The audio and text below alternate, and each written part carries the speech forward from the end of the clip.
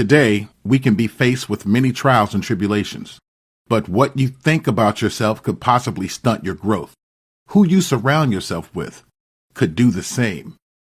To stave off this nonsense, we choose to empower ourselves with simple prayers, thoughts, and actions that can create a better day. Imagine making a mental and spiritual decision to be a beacon of inspiration. Today, on Fireback Radio, we talk with the woman who has done and continue to do just that. Up next, Dr. Kia Pruitt, right here on Fireback Radio.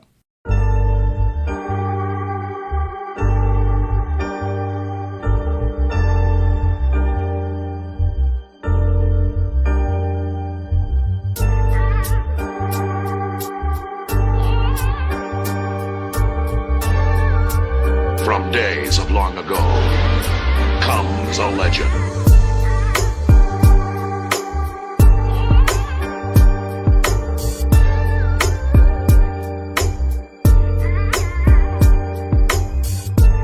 You have walked into the room of Fireback Radio. You can find us online at firebackradio.com. And of course, I'm your host, Brother Marquise.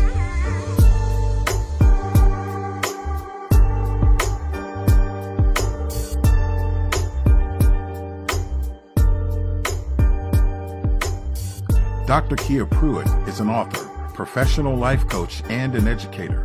Has a master's degree in counseling and leadership studies from Marshall University. She also has a doctorate of philosophy in education and counseling psychology from the University of Louisville. Dr. Kia Pruitt is also the host of the Dr. Kia Pruitt Show on Rumble, where she promotes strong family values and generational wealth.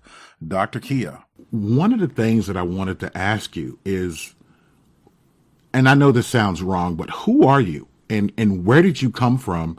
And how is it that we don't have enough of you walking around in the streets? I mean, what is going on?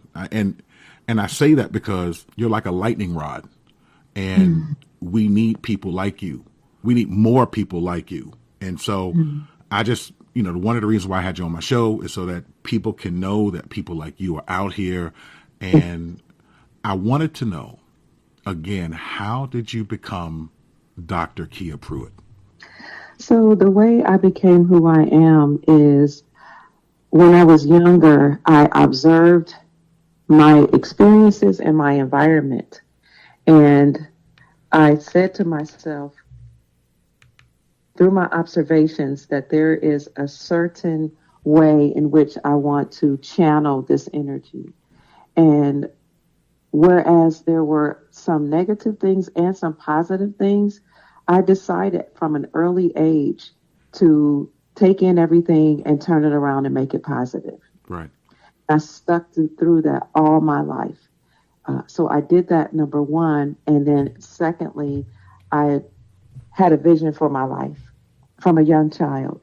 So when I had a vision for my life and I saw where I was headed and what I desired for myself, I knew that any experiences, any education, any skills, any knowledge, all had to be in alignment with my vision, even if those things were a little challenging. Some way I can turn it and transmute that energy. I didn't know the words transmutation, but transmute that energy to make it a positive for my life, because I had a goal, a mission, and a purpose to achieve here in this reality. Wow. So you were driven. That's in short, you were just driven to do the right thing. Yes. So did somebody have to hold your hand through the process, or this is just self-realization? And I mean, what happened there? No one held my hand through the process per se, but I had a very strict life with my mom. My mom was a single mother. She was 15. My dad was 17. And my mom didn't really know how to raise children because she was young. Yeah. She had my brother at 17. And the next thing I know, she had 5 children.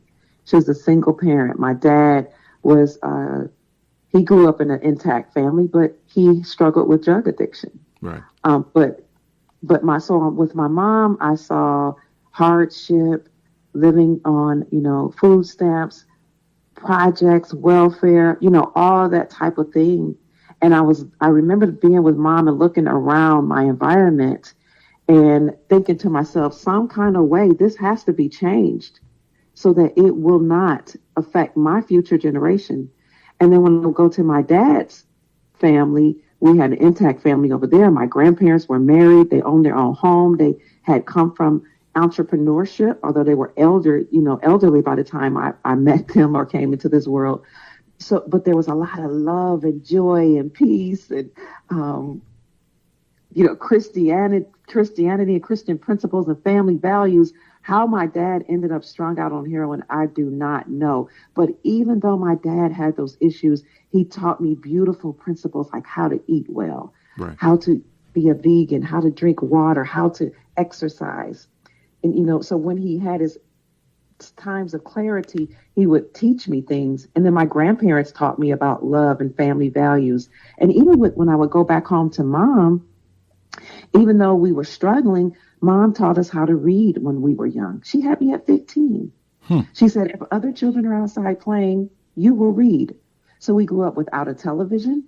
And anytime mom wanted a television for herself, she would only allow us to watch educational programs. But we grew up, for the most part, without television, without music at mom's house. And she was studying the Nation of Islam because she wanted to get her life together. Right. We read books by the Honorable Elijah Muhammad, How to Eat to Live. We learned discipline. We learned structure through the Nation of Islam, even though there was chaos all around us. And mom was struggling, with trying to manage children and welfare, blah, blah, blah. And then she just had a moment of enlightenment. And she left the Nation of Islam but took the principles with her. Mm-hmm.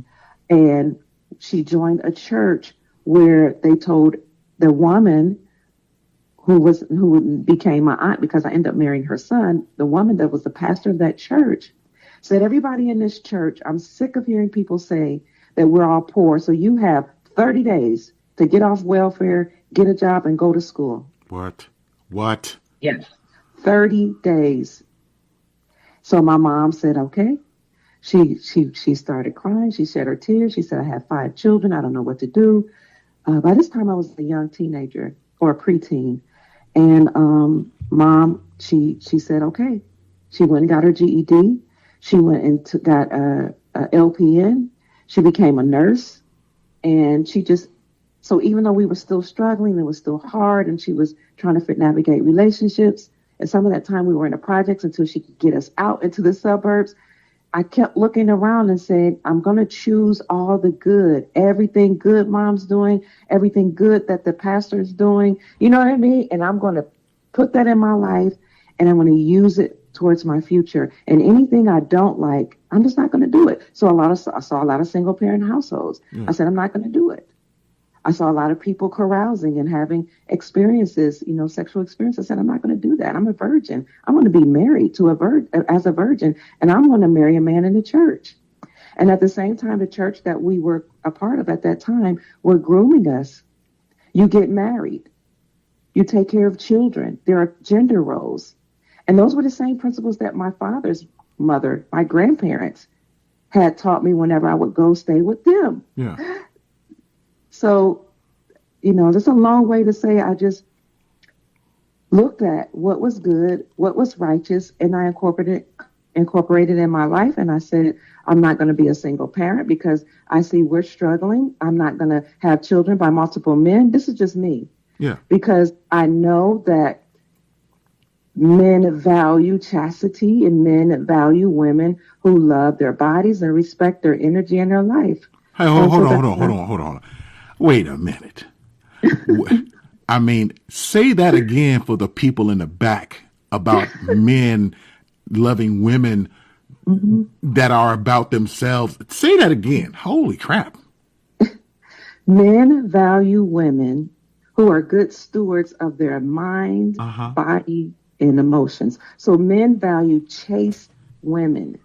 Men value women who don't allow a lot of negative energies, whether it's sexual energies or negativity in their bodies, period. That's just how men are designed. And that's something to be lauded and applauded and appreciated. because a man is careful about who is going to cultivate and nurture his seed. Men are for procreation, provision, and protection. He wants a woman that he knows is going to nurture her seed. That's a characteristic of a woman, is nurturing. It's hard to nurture a man's seed if you have a lot of negative energies in your body, in your yoni space, or your private parts. Men value chastity for that reason. I need a wholesome woman who has kept her body for me, because a woman is designed for the pleasure of a man. Wow. That's scripture. Wow. God said that he created, man in his image. You report up to God. But he created the woman from man. If you're a Christian. Yeah. Wow. Okay. And for his pleasure, he created the woman to be a help meet for him. People say, she's my help meet, but they don't necessarily understand that. Help meet for him, help designed for him, help worthy of him, cultivated for him and his pleasure. And that's the way the church and the community that when she took us out of the projects and she put us inside the church, the community taught that, and it was in alignment with what grandma taught when I would go stay with grandma. Yeah. So you teach the woman how to be trained to be a wife, because a woman is the feminine expression of God. The man is the masculine expression of God. So they have to work together. That's the law of gender. The law of gender, there are two genders. They have to work synergistically together in order to be whole and complete and healthy. Yes. So you have to, when you understand that you are designed for the man, then you know that and you have to know what a man desires. He desires a chaste woman. We need to teach those principles again, because it's the truth. It is the truth. I got two teenage boys, and they are men and boys, young men. We are an interesting people, I guess you could say. Mm-hmm. And just in my experience, that's actually what I look for. Mm-hmm. That's exactly what I look for. I mean, you got people who got the looseness going on, and let them have that. But I don't want a body count. I mean, everybody knows and everybody has seen. I can't even marry anything like that. Because for me, that does not give me any gratification, knowing that this woman has been sliding down a sliding board of men for a long time. But for you to say that hit me square in the chest, and I'm glad nobody can see my face right now, because I mean, you brought a few tears, because it's like finally somebody speaks the truth, the absolute truth. And thank you for being that truth here on Fireback Radio. But getting back to how you were raised, you were not necessarily, well, some people will say you become a product of your environment. The thing that I heard you say is that you had the experience of both sides, and you chose one. Yes, absolutely. And in my lifetime, look, you and I, we walk the same path in that kind of manner, because in my background, it's the same situation. I saw the projects, the hood, the broken marriage, the violence in the streets, the violence in the home, the drug, the alcohol, yada, yada, yada. And I've actually had, in my family, the mayhem, and I sat back and I saw that. And I said that I'm not going to be that. The whole welfare thing. I remember listening to conversations of how you can play the system. And I was even told that I could play the system too. But I'm like, as a young person, I'm like, I can't even fathom that, because what if somebody's there that actually needs help? Yes. They can't get it because I'm occupying space. And so I chose not to go that route. It just didn't feel right to me. You know what I'm saying? I mean, you spoke about the energy of it. That didn't feel. I felt it, and that just didn't sit right in my spirit. And so I chose not to go that route. I mean, trust me when I say I've had every opportunity. Yes. But I didn't. And the woman that I married is outstanding. That's beautiful. Yeah, she is absolutely outstanding. I mean, we are all flawed, but you know what? We pick each other up. And if she has a boo-boo, you know, I will get her a Band-Aid.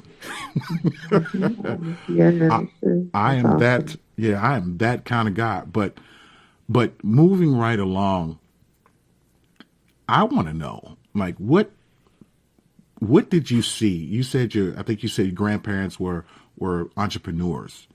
What did you take away from that? You know, when I was growing up and we would play in a store, my grandparents had a house with a store attached to it. But by the time we came along, you know, we had the cash register, we had the freezer, we had things in there, but it wasn't operating as a store. She had lots of plants and stuff in there. I grew up seeing the store and hearing, you know, go get the plants out the store, go water this plant here, or, you know, stop running in the store. But I didn't really understand what it meant because it was just a part of everyday life that there was a store there. You know what I mean? That there had been a store there. We were playing on the cash register. It didn't even dawn on me until I was an adult that, wow, they actually ran a store. Yeah. And I knew we had some level of money because we had ownership. We owned our house. We owned land in the back. My grandparents were upstanding in the church. The whole community were property owners. So from an entrepreneurial standpoint, I just knew that there was a different mentality. They didn't talk about welfare. They didn't talk about gaming the system. They talked about family values. They talked about love, joy, peace, a God, being wholesome. We only saw my grandmother respect my grandfather. She called him daddy. When I got married, I called my husband, God rest his soul, daddy. Yeah. So she called him daddy. We ate at the kitchen table together. You know, she was a traditional woman. She cooked, she cleaned, she ironed, she gardened. And when we needed extra money, she would work part-time at the school right across the the school that she sent us to. So what I saw was a mindset that was different. It was an abundance mindset versus that scarcity mindset. Wow. Where I got to hustle, I got to get it. You know, I got to game the system, I got to get it, I got to run. I didn't see that with my grandparents. It just everything just flowed so well. Mm-hmm. You didn't even think about their business owners. Right. And grandfather owned a sausage business in his youth. He was much older when I came along. He was about in his late 60s, 70s. Mm-hmm. So I had to hear stories about the sausage business as an adult. I didn't even know. I just know we had money. Yeah. So we never ate at restaurants, never ate McDonald's, never had, you know, microwave food. So I never cooked that for my family. To this day, I won't. Never ate out of cans, which was different from growing up. And when I was with my mom, you know, a single parent household for, you know, the short period before she learned how to eat to live. Right. So, yeah, it was just a different mindset. Wow. Now, when you're talking about eating to live, what does that look like? So eating to live is living foods that nourish your body and nourish your cells. Right. So that would be raw, fresh fruits and vegetables, fresh, fruits and vegetables, I should say. And if it's cooked, it's lightly cooked because according to the Honorable Elijah Muhammad's book, those foods that are still living, they nourish your body. Where if you overcook them, or if you eat only cooked foods, then, you know, your body may have a hard time digesting. So when I was in the Nation of Islam, we learned to juice. In the projects, I tell Mom all the time, because she's sometimes hard on herself and say, I did my best. I'm sorry I wasn't perfect. I'm like, Mom, in the projects, you taught us how to juice. Yeah. What? We didn't eat sugar. Who does because that? sugar kills you.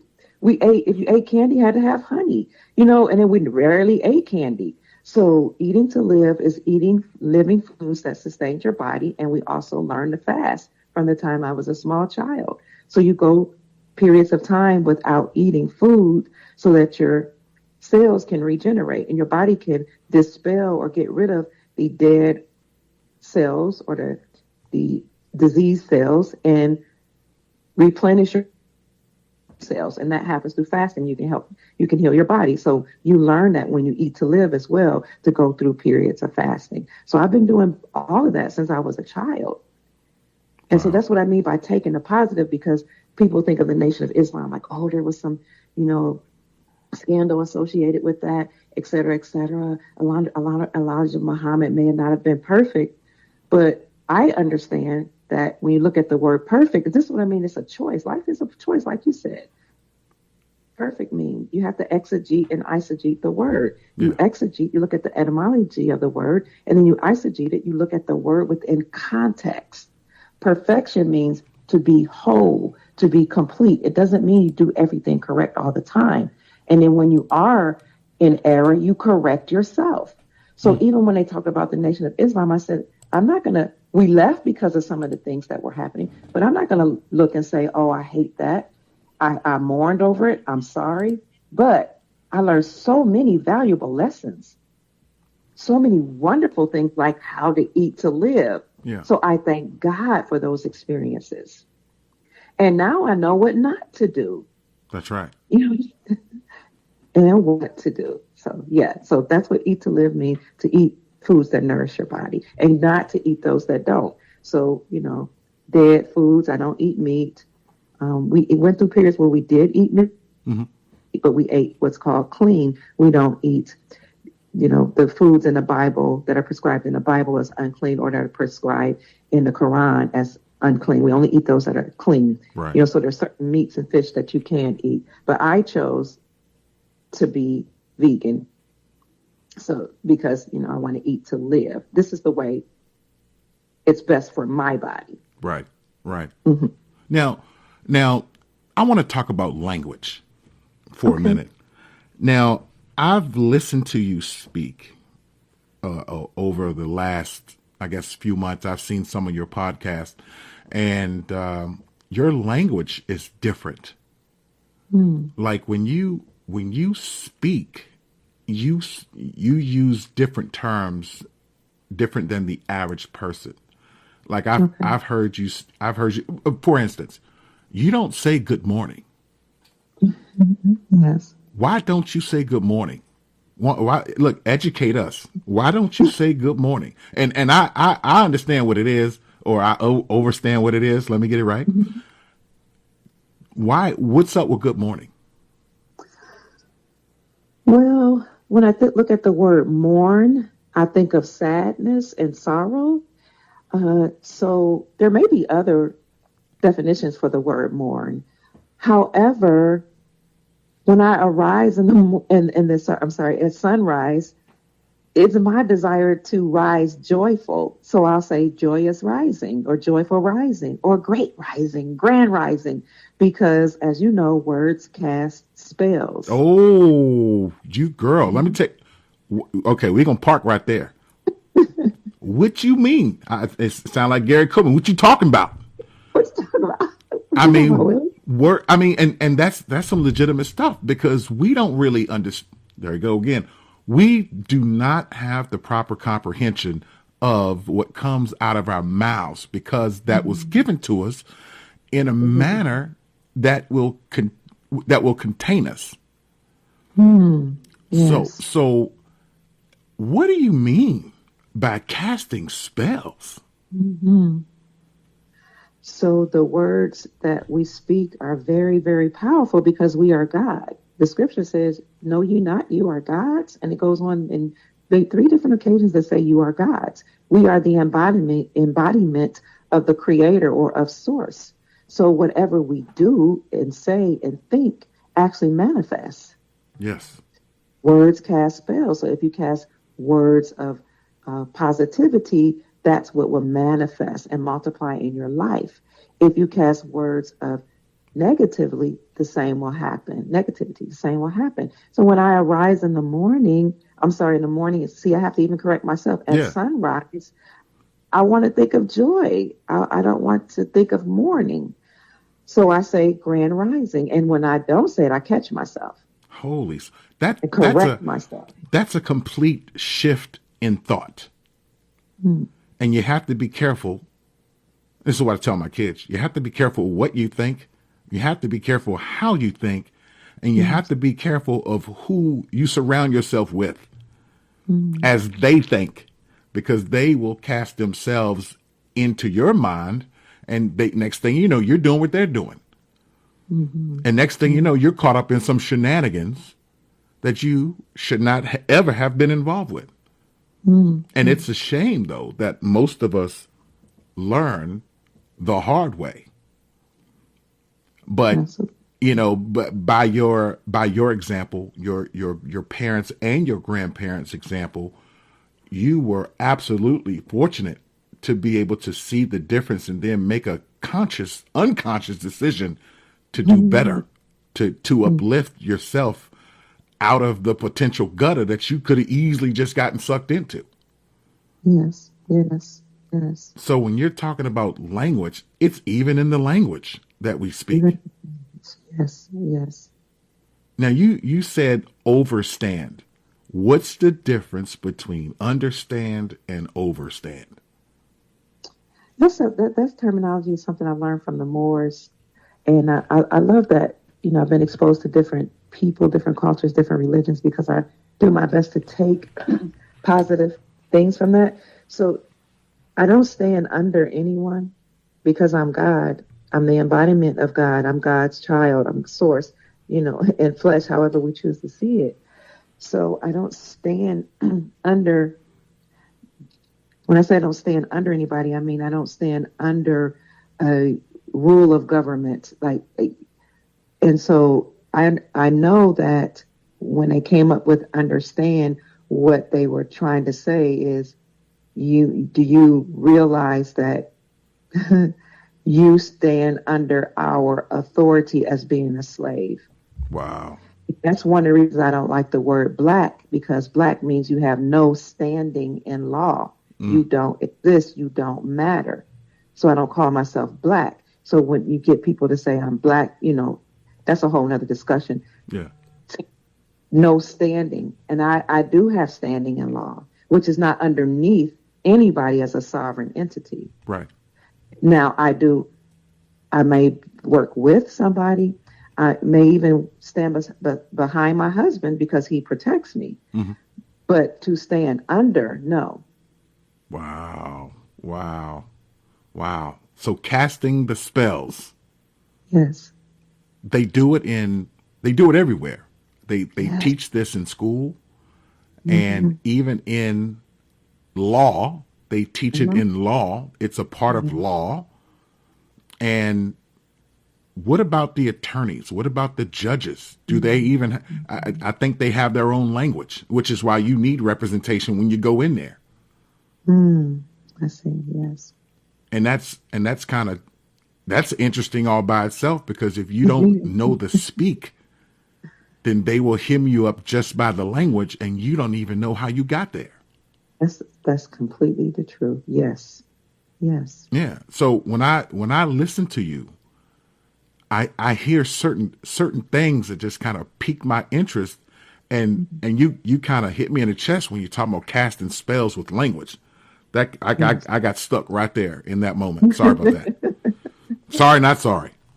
Right, right. So like you said, we have to be mindful of the words that we speak, because words are energy, and energy actually materializes.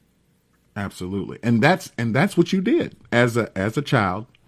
Yes. Growing up, seeing what you saw, you made a determination, and you went for it. And then as you grew, you continued to learn and then speak life into situation. Yes.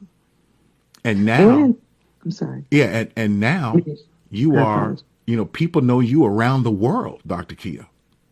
Thank you.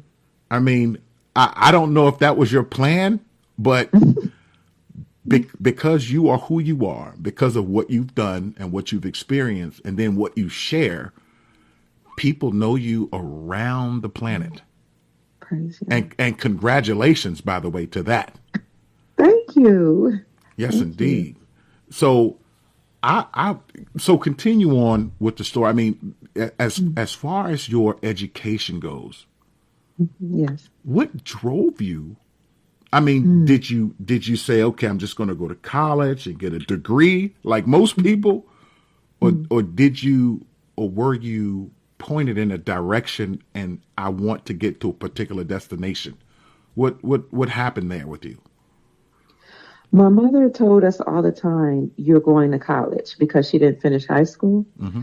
And so she made sure we made very good grades in school. She was very, very present, even, I mean, as a single mother. Yeah. She was very present. So she said, you're going to college. When I became a teenager, though, I knew I wanted to be married. I knew I desired to be married, excuse me. And I was I had a dilemma. So my mom said, I don't necessarily want desire for you to be married, because as I was coming up in the church, I knew this is the best route for me, because I didn't want to be fast. Fast was a bad thing for women to be fast back then, or loose, or to have activities before you were married. Yeah. And, so I was like, okay, I'm probably going to get married at 18. But my mom said, I don't think you should get married. But if you do, you must go to college. You must. So I went to this college that my husband went to, and his sister and our friends that grew up in the church and our community went to. We all went to the same college. Mm-hmm. And I went to college there, and I desired to be a journalist, but they didn't have journalism there. So what I had to do was create my own program. I had to say, okay, they may not have what I desire, but I can create what I desire. And that's how I went about my life. So I got the degree, and then I just knew that in my soul that there was a high purpose for me, that one day I would be a prominent figure, but I did not know what that would look like. Yeah. And so I said to myself, I have to not only get a degree, but I have to get the highest degree possible. Because while I was in undergrad school, I studied psychology, sociology, economics, a plethora of things to create my own degree. Right. And one of the things I learned was Abraham Maslow's hierarchy of needs. And he talked about self-actualization that sparked a light in me, and it ignited a fire in me. And so I have to become highly self-actualized and reach my maximum potential until I reach transcendence. And so the bachelor's, it served its time, it served its purpose. Then I said, okay, now I need a master's. I want to study leadership. I need to study how to counseling, because I need to heal my wounds. I need to heal my community. I need to heal my marriage. I need to heal my children. So I got a degree in master's in leadership, and then a master's in counseling. And so I just kept going until I felt I was continually maximizing my potential as a God being, or, some people say human being, but I knew that, no, there's something special about each one of us. We're God in flesh. We're spirit having an experience, and I'm going to have the highest experience possible, so that I can achieve joy and peace and love and all those juicy things that the Bible talks about. Yeah. And even that all of the religious and spiritual leaders talk about. I'm going to reach that, even in education. Every part of my life, emotional, psychological, physical, financial, educational, is going to be highly self-actualized. I'm going to maximize my potential in every area, so I can have the greatest experience in life and provide that for my family and all those who are around me. That's what leaders do. Talk about it, girl. Wow. I mean, that right there is when as you spoke, that was clarity and determination. And that's it seems like that's how you exercise. I mean, you had an intent. Yes. And undistracted. you made it to a point to where you did get your doctorate I did. Yes. from the University of Louisville, nonetheless. Yes. Research One institution. Yeah, that's right down the street from me. I mean, Sure is. That's right. yeah. I'm about an hour and a half away, but it's right down the street.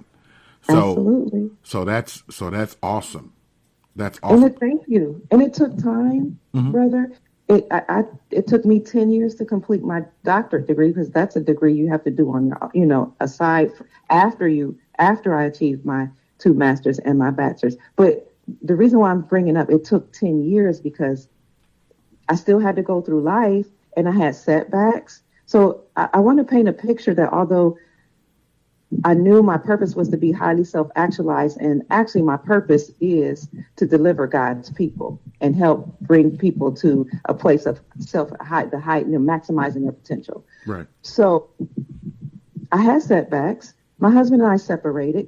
I want to paint a picture, and we had issues and sickness, and and family going through separation and all that, and trying to figure it out.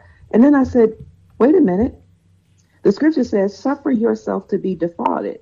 So it doesn't matter if you think he has these issues. There, in some way, you have to take accountability for how anything you may have done to contribute. And you have to take accountability for how he may have processed things. You just have to be accountable and responsible. And go back and talk to your husband and heal the relationship. That's Because right. if you're self-actualized, it's not about what another person did. It's not about, I was mistreated, I was abused as a child, I grew up in a single parent household, I experienced poverty, I saw projects, I saw people lose their life. No, it's about all these experiences made me the person that I am, and now I have a level of compassion where I understand and understand that people go through things. So I learned to process and say, let's go back and heal this and fix it for the sake of love, for the sake of peace, for the sake of family, for the sake of legacy. Woo. Yes. So to those people who are going through, in addition to what you just said, what else would you add to that? To people who are going through Yes. the trials, the tribulations, the nonsense right now. I mean, there are some people who might not be able to see the forest through the trees, and it's hard. Life can deal you some serious blows. Life and death can happen. It does happen every day. What do you tell somebody to get them to appreciate where they could be? How do you move them from point A to point B? What is the steps to doing that? Okay. I would say first, if you are able to ask yourself, what is my goal? What is my desire? How do I see my life playing out? What is it that I desire for my life? Because without a vision, people perish. So have a vision, and sometimes you may not have that vision. Write it down, create a collage, do whatever. And even if you don't see how you're going to get that there, Right. have some type of goal in your life. And if that's hard to do, and even if it isn't, I would suggest some type of counseling, whether that be pastoral counseling, spiritual counseling, traditional counseling. And when you talk about words cast spells, I try not to say therapist, because one day I had an awakening that therapist says the rapist. It's true. My God, that rapist. No, I'm gonna try not to use that word. So get counseling, and healing. There are many ways you can do that. Go out in nature, different ways, but know what your goal is for your life, and then get counseling to help you deal with the setbacks, the trauma, the trials, the wounds, all that. Get some type of counseling. Even if it means some people do counseling in their home, by praying or meditating or offering libations to the ancestors, whatever your way is. Or even as a counselor, went to go see counselors Of course. and work through those issues. But sometimes you have to be wise about the counselors you choose and not allow them to just let you ruminate over your issues over and over and over again. Right. Right. Because talk therapy sometimes can get caught up in a loop where you're just talking about all your troubles, your problems all the time. And then you just keep manifesting that over and over. Talk about it and then move on. What is your ultimate goal? And then what are your objectives to getting to your goal? Wow. And then you set SMART goals. Okay, what are the steps or objectives? They're also known as SMART goals to get to my ultimate desire. This is something I'm a certified life coach as well. Mm-hmm. Something I learned that life coaching is different from counseling. Counseling, talk therapy, a lot of that is just about dealing with your issues. Life coaches take you from where you are and where you've been to where you desire to go by setting SMART goals. SMART. Are they specific? Specific goals. Are they measurable? That's the M. Wow. Is it achievable? Can you reach it? Is it reachable? And is it something that's time tested or set a time frame for? And then get the job done. No excuses. Get it done. You're God in flesh. Take accountability for where you are. Take accountability for your life. Take accountability for the relationships you've had. Take accountability for the mistakes you've made. Take accountability for the fact that you may have put yourself in certain positions to even go through certain life experiences, because a lot of things is by choice. But even if things happen to you, take accountability for your life. And then set a goal, set specific objectives, what we call SMART goals, to achieving that goal, and get it done by any means necessary. Shut up and do it, in other words. Yes. Thank you. Shut up and do it. Yes. I just want to tell you, my wife is a life coach. Okay, wonderful. She's a life coach. She's all of that and a bag of chips. And she says hello, by the way. Hi, Mama. It's an honor to be able to say hello to the Queen. Yes, indeed.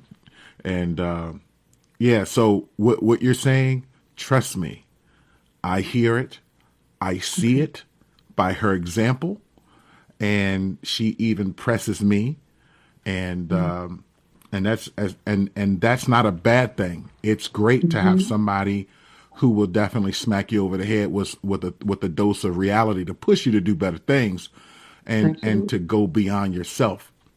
And no matter what, you can do it. Just stay on course, stay the path, as they say. And the thing about being a woman is that it's such a beautiful gift of being a woman, because you can push your man. And a lot of women that I have coached, because so many of us are, in this reality, we're very masculine and aggressive and hard spoken and harsh kind of, because that's the way we were designed or cultivated in this type of reality, in this age.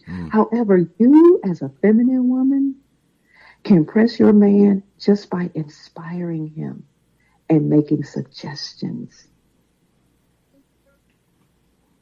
That's right. I would agree. Offering different ways of seeing things.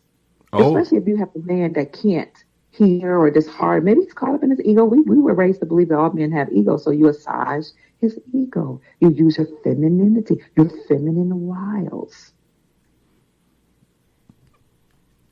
That is true. That is true. And my wife is giving you high fives and thumbs up and smiles. And he and I know that a man will say, "I'm so glad I thought of that," and he will take the credit because he's the leader, he's the man. And men have egos. So as a woman, You know that may happen, but what we're more concerned with is getting the job done, Yeah. getting the goal accomplished. So even if he says, "I'm so glad I thought of that," or even if he walks about like, "Yeah, I feel good. I'm man, I did that." We're thinking in our mind like, "Yeah, okay, it's okay, sweetie. Yeah, you did it." In the back of our mind, we're like, "I knew I could get it done." You know what? I'm not even going to tell you how right you are, because you already know. I mean, and I'm glad. I'm glad you can't see my wife's face right now, because if she could roll on the floor and laugh, she would be doing that. Because it's funny because it's true. Mm, You are speaking the language of my wife right now, and that is okay. Yeah, and I think women should also know, that speaking to the audience, that doesn't mean you're not going to have arguments. That doesn't mean you're not going to agree. It just means that at the end of the day, you realize that you have a very critical role as the woman to breathe life into the man and life into the children and life into relationships, because that's what we do as women. In the Bible, it talks about the Father, the Son, and the Holy Spirit. The way the ancient Egyptians would interpret that is Asar, Aset, Heru, and the Holy Spirit being mother, father, son, mother. So if the Holy Spirit is mother, and we know that spirit is breath and life, the mother breathes breath and life in the man. So Absolutely. even if we have issues, even if we have arguments and disagreements, at the end of the day, we know our power is to breathe life, and we'll correct things quickly. So I just wanted, the reason why I brought that up is because some people think, oh, when you teach these principles, you're taking us back to the 1925s and you're acting like everything's perfect and you're not going to have disagreements. I'm not saying that. I'm saying when you understand and overstand that a male is structured, disciplined. He only sees things, he not only, but usually sees things as black and white. He wants to get the job done. We're more colorful, a little warm, we're flexible, we are emotive. And some people will call that chaotic energy because we ebb and flow, which is a good thing. And so, but you have to know your power as being ebbing, flowing, emotive, nurturing, kind, loving, peaceful, all those things to bring the relationship back to where it needs to be, even if you have a disagreement. Yes, absolutely. And that, as far as disagreements go, you can have plenty, but it's how you operate within that disagreement that can bring you peace, even in disagreement. Yes. Because my wife and I, we don't agree on much. We don't agree. We don't necessarily agree on much, but it's how we interact in that disagreement. Absolutely, because you're two different people, two different personalities.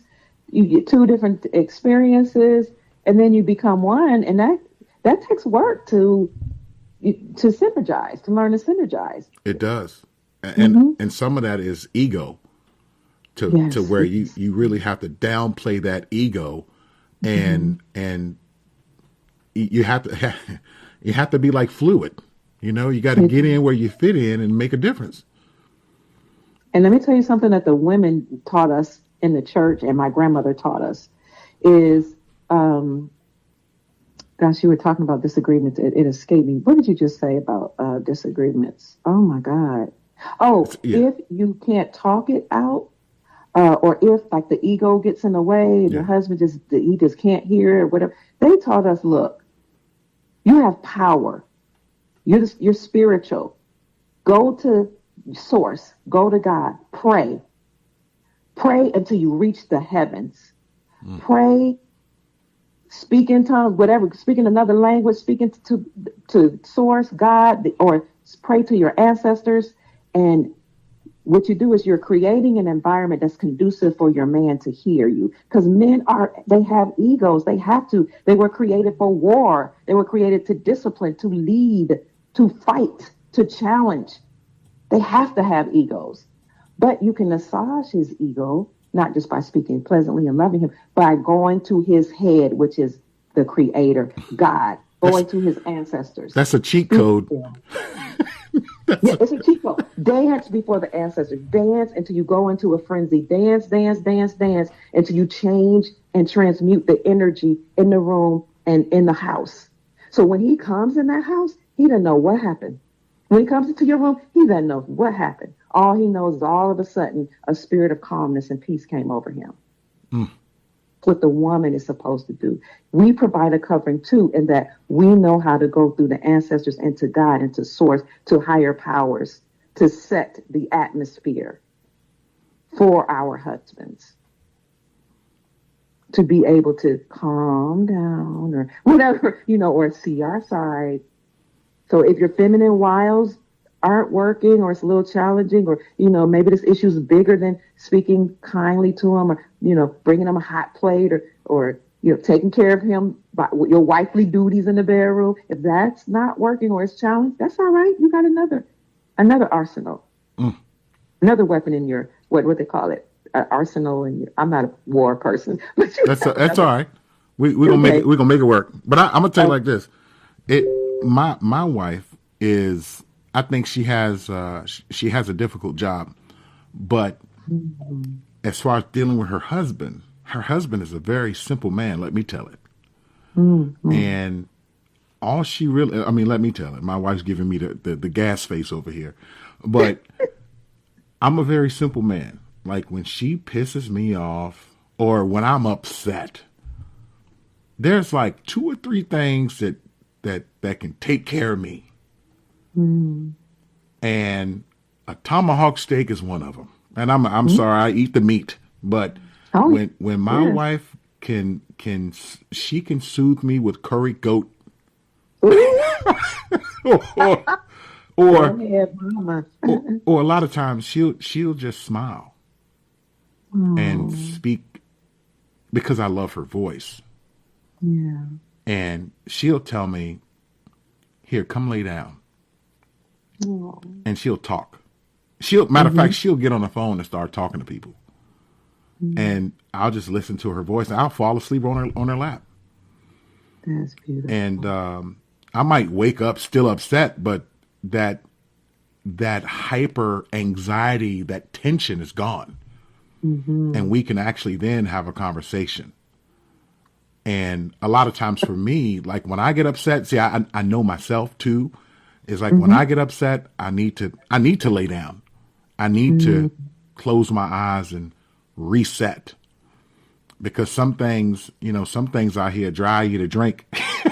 They'll drive you to do stupid. They'll drive you to react strongly, and it's not in your best interest at that time to react as you see it in your head because it's dangerous.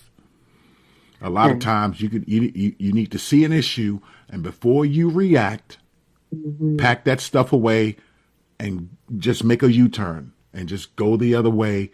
And for me, take a nap. And when you wake up, you're able to deal with it a bit better, because that first snap reaction usually is, somebody said one time, they say issues happen in 60 seconds. Because think about it. 60 seconds can determine life or death. That's right. And in some cases, it's not even 60 seconds. It's 30 seconds. Yes. It's just long enough for you to process and be like, okay, I'm going to, do whatever it is. But for me, I want people to understand you can have a life-changing event in 60 seconds. So before you do something stupid, pause and think about what that 60 seconds is going to do for the rest of your seconds. Absolutely. Absolutely. Because you do not want 60 seconds to mess up the rest of your life. And there are a lot of people going into jail, going in right now, or going into the hospital because of 60 seconds. How long is your life? But the wrong 60 seconds can ruin the rest of it. But that's powerful. Yeah. But on the other side of that, in that 60 seconds, you could save somebody's life. Yes. Because of a decision that you made for the positive. You know, you got yin and yang, you got negative and positive. So let's go to the positive. Mm-hmm. You know, it doesn't have to all be negative. I mean, let's put the weight on the positive side. let's do that. And that's one of the reasons why I like you so much, is because when I see you, your energy is so fresh. And again, if I had a button, you know, if I was God, I would hit copy paste, copy paste, copy paste, because we need more people like you out here in the world. We need more people that we can see who's driven and who's determined to go from point A to point B, and to have people come alongside you to help you, also to be a witness, not only to your struggle, but to your success as you go through. Yes, sir. Because that testimony is strong. What you said early when we started the conversation, that's some strong stuff. Because easily you could have, right now, you could be in a very not so pleasant atmosphere. Yes. But by choice, you created opportunity, and you capitalized on opportunity, and your mindset stayed where it was supposed to be, and now you are your sunshine is hitting everybody. Your sunshine is hitting everybody, and I want everybody to understand that, or understand that you too can make proper decisions. Even though you may not have decisions, make the best out of your situation. Yes. You don't have to live in the gutter. You don't have to be in the dirt. You know, you can start there, but definitely don't end there. Or don't continue to stay there. Right. One of the things I like doing is exposing my children to different things. Okay. One of the things that I learned when I was, like, my mom died when I was 16. I was exposed to a lot for a 16-year-old. And then from a 16-year-old going forward, I went into the military when I was 18.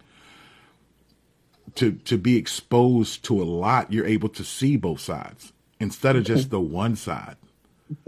Because if all you see is negative, then you are what you eat, basically. That's right. And it doesn't have to be like that. So to all the parents, make sure you expose your children to bigger, better, brighter things. And also you don't even keep the same circle of friends, because if your circle of friends are not on the same vibe as you, then you're going to have to let them go about their way, because the last thing you need is to have anchors dragging you down when you're trying to get up. Absolutely. And as they say, haters are going to hate. You know what I'm saying? And that's okay. You keep moving, and you can say, hey, I'll throw you a lifeline. Come on if you're coming. You ain't got to hate. Come on if you're coming. I'm over here. There's nothing wrong with that. Nothing at all. And sometimes when you live your life, you know, on a certain trajectory, and a life of positivity, you're giving other people permission to do the same. Absolutely. Now they have a mentor, somebody to look up to. Absolutely. And they'll be calling you. You're my mentor now. They'll be calling you because they want to know how. Yes. And matter of fact, that's one of the reasons why I invited you to come on, is because I wanted to know. I'm like, what in your life brought you to this point? Because we all go through stuff. What makes you so different? Yes. And you were fantastic enough to let everybody know, hey, this is your story. And everybody has a lot of people have the similar story. Everybody has similar opportunities. Choose wisely. I mean, even down to the husband, choose wisely. Yes. And you have to know, when it comes time to choose a husband, you have to learn about men and what men desire. It's just like if you were trying to qualify for a job. You need to know what the job description is, what they expect out of you, and whether or not you can meet up to those expectations. And if you can't and you desire that job, then you get the job done. That's right. It's the same when you're looking at a husband. What do men want? What do they need? How are they designed?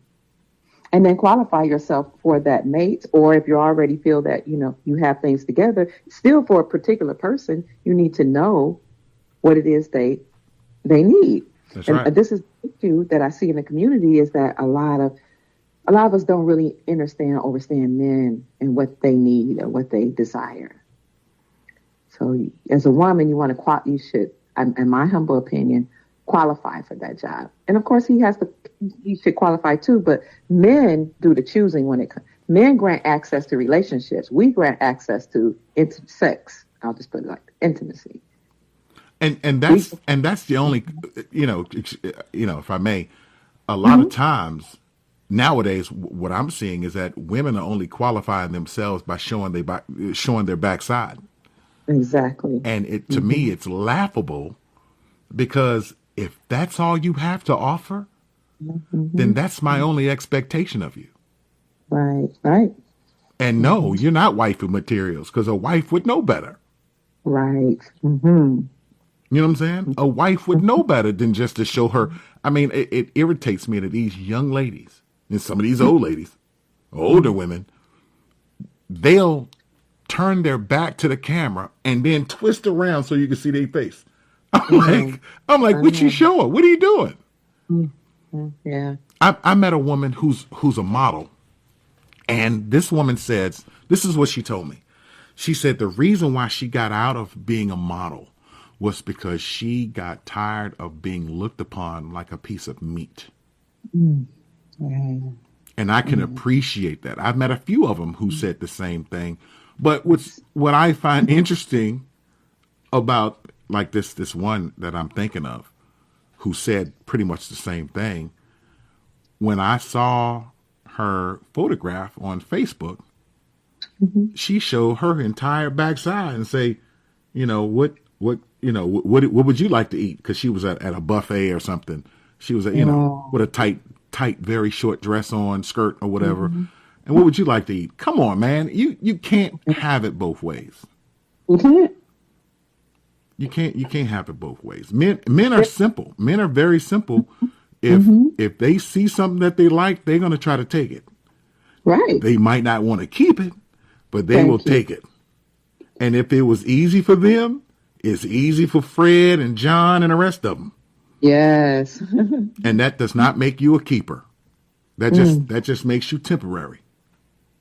You know what I'm saying? Because all tires, and my wife hates it when I compare women to tires, but men see things like cars. Okay. A woman is to be treated like a tire. You know what I'm saying? I mean, after you run the tread off of her, get a new one. Ooh. You know what I'm saying? But if you present yourself like a tire, then a man will run that tire till the tread come off and get another one. And what's crazy is I've had women say, "Why wouldn't you want to marry me?" And my answer is simple: you ain't got no tread left. Ooh. Because everybody else then drove, and you ain't got no tread left. And like you said, you had run flat with extra tread on your tire because nobody had you until your husband. That's right. So you're the ultimate keeper. And this is coming from a man. You know what I'm saying? This is coming from a man. I don't speak for all men. I'm just saying in general, this is what a lot of men see. But a lot of men want a woman who's kept. Yes. They're not going to necessarily tell it because women are too busy trying to show you what they ain't got no business showing you. Right. The big secret is men will look if you show them. That's right. Men will take it if you give them. That's right. Men will chase it men will chase you until you break down, and you break down. Then after they wore the tread out, they'll toss you to the side. But if once the man finds beauty, brains, and keeping yourself away from the physical nonsense, the right man will say, heck yeah. And the right man will run, not walk, to the store and grab himself a ring.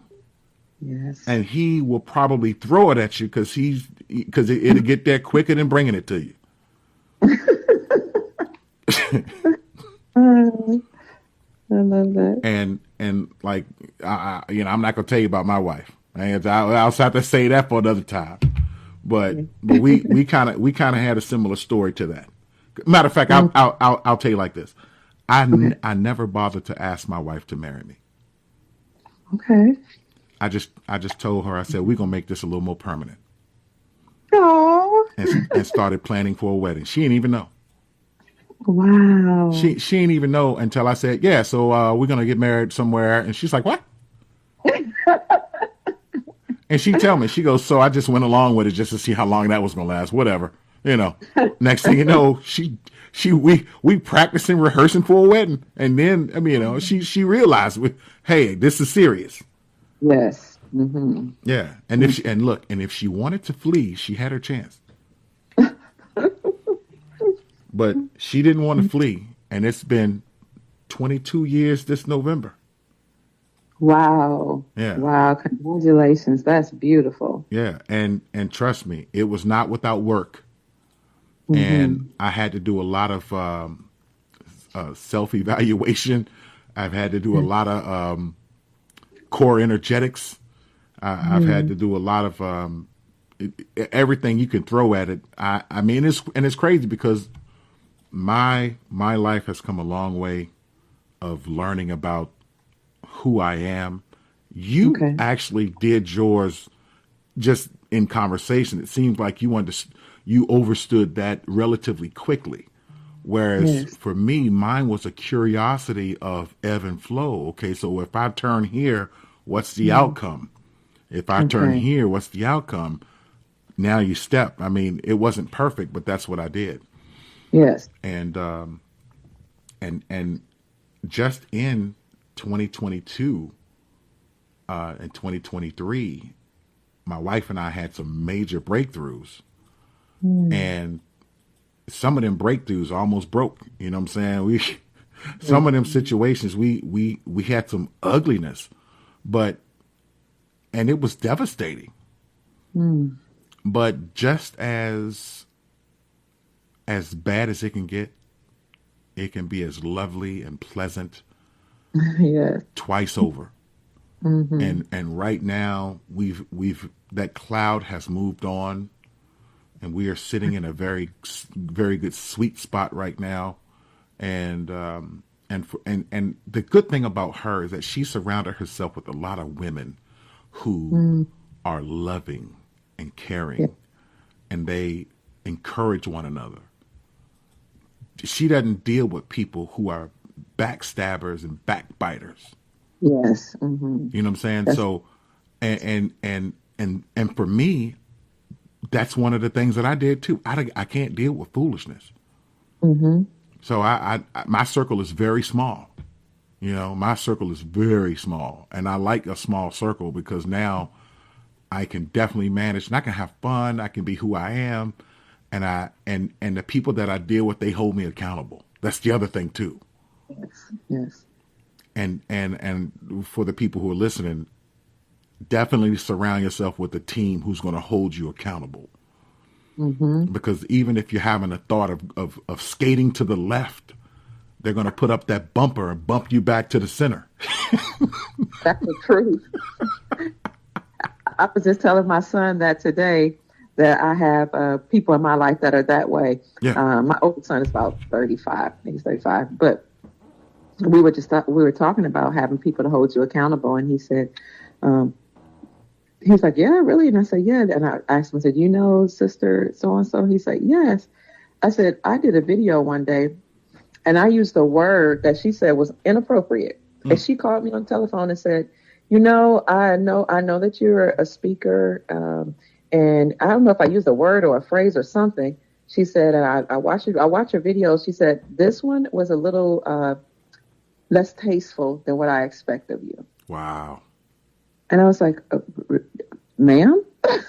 Right. And it wasn't like out of the way, or what she was saying was, as a person that's a leader, you have to be mindful of every word that you use, every connotation, and say things in such a way that it uplifts people. So she said, I need you to take that video down and redo it. Ooh. I said, yes, ma'am. Wow. And you know what? It's you guys have respect. Yes. And sometimes people will tell you things even you don't see. Yes, that's right. And That's my right. wife used to tell me something similar to that. Mm-hmm. She would say, in reference to pain, she would say, when somebody's having pain, if you don't feel it, doesn't mean that it's not real. Yes. Because it's real to them. And if it's real to them, then it's real. That's right. My wife, she doesn't say that too often. And I think because she doesn't have to, because I remember it. And I carry it with me because, Yeah, I love and that. that's crazy because usually husbands don't carry much of what their wife say. At least that's Mm-hmm. that's what the world would say. But Mm-hmm. a lot of things my wife would say, like that right there, that's hers. She said that. Mm-hmm. And that junk stuck to me like peanut butter in hair. Mm-hmm. Mm-hmm. And so she didn't like that peanut butter in hair, but that's how it stuck, And so, but that's amazing. But look, I wanted to move on because we're getting a little short of time. Your thing is strong family values and generational wealth. Yes. Now, I can appreciate the strong family values and the generational wealth. Talk to me. We're gonna do both. Strong family values. Talk to me about that. How do you bring values to your family? What do you do? This is why culture and tradition is so important, because whatever your culture is, your tradition, the things that you learned from your ancestors and the people that came before you, that put you on a path to being a healthy, well-adjusted, loving, kind being. Those are the things that you pass down. And so you teach guiding principles or values and traditions to your children, maybe by the way you instruct them, Right. and by the way you live by exampleship. Right. So it's my custom to be pleasant and to be to be righteous, what I would call righteous, according to biblical principles, according to the principles of Mayat, because they're the same. But that's my value, that's our values, and I pass those down to my children by teaching them, whether it's sitting at the table or having family meetings, but more importantly, living them. For example, my husband is deceased, and even during times of separation, I was approached a lot by men, period, but especially married men. Mm-hmm. I'm not especially, but there's a principle that says, of Mayat, that says, not thou shalt not commit adultery, but I have not committed adultery with my sister's husband or my neighbor's husband. Mm. So in the morning you rise up and you say, I have not stolen from my neighbor. I have not committed adultery with my neighbor's husband. I have not done this and that. No, I'm sorry. In the morning you say, I will not do this. I will not do that. So I live that. I will not. And then before I go to bed, I have not. So when I know I have to go to bed and say, I have not committed sin against my neighbor, and I have not done something with her husband. I have not stolen from my neighbor. I have not offended God. When I know before I go to sleep, I have to say I have not. I'm not going to do it. Wow. So I taught my children that by instruction and by the way I live my life. Anything that I can't do in the light, I am not going to do in the dark. Mm. That's integrity. Integrity is one of my principles. It's part of, it's a guiding principle. It's a part of my legacy that I always desire to teach to my children. Right. So the way you teach them is you instruct them and you live it before them, because what you do, as you know and have said, what you do speaks way more power than what you speak. Absolutely. And they are watching everything. Yes, they are. And it's funny. They don't even know. They don't even know that they're watching. I mean, they themselves don't even know that they're watching until they have. My son just walked in. Until they are having a moment, and the memory of what you did comes to them, or their actions are motivated by what you did. A lot of times they don't even realize that it's you that they were watching the whole time. Whole time. Yeah. The whole time. And like I've even talked to my daughter, all my children, the other day, like when they go through different things, and I can say, you haven't seen your mother do that. Or have you? No, ma'am. Okay, so if you have not seen me do that, then I expect you to raise to this high standard that I set before you. There Period. you go. There you go. There you go. And that's something for every parent. And I've actually said that to my boys. I say, when have you ever seen me do that? Right. I haven't. Then okay, then you need to understand what you're doing, son. Follow me. It's okay. It's okay. I won't tell nobody. Right. It's okay. It's all a part of growing pains. That's right. Everybody's trying to reach a level of maturity and perfection. Yeah. And that's one thing that I'm probably like you and your wife, and that I expect perfection. I'm not one of those that say we can't be perfect. We all got, we all make mistakes. I do know that we all make mistakes, but I expect perfection. I expect wholeness and completion. I expect you to reach your potential, your maximum potential. Absolutely. And that's how I live. So that's what I expect. That's right. I've actually told my kids one time, and maybe this is my mistake. This is what I told them. I said, listen, if you're going to make mistakes behind these doors, this is where you make them. That's right. Because once you get out there and you make that mistake, it's not going to be pretty, because the world don't love you like we do. And I will tell them, I say, I don't mind you making mistakes. Just understand that it is what it was. And let's learn from it and move on.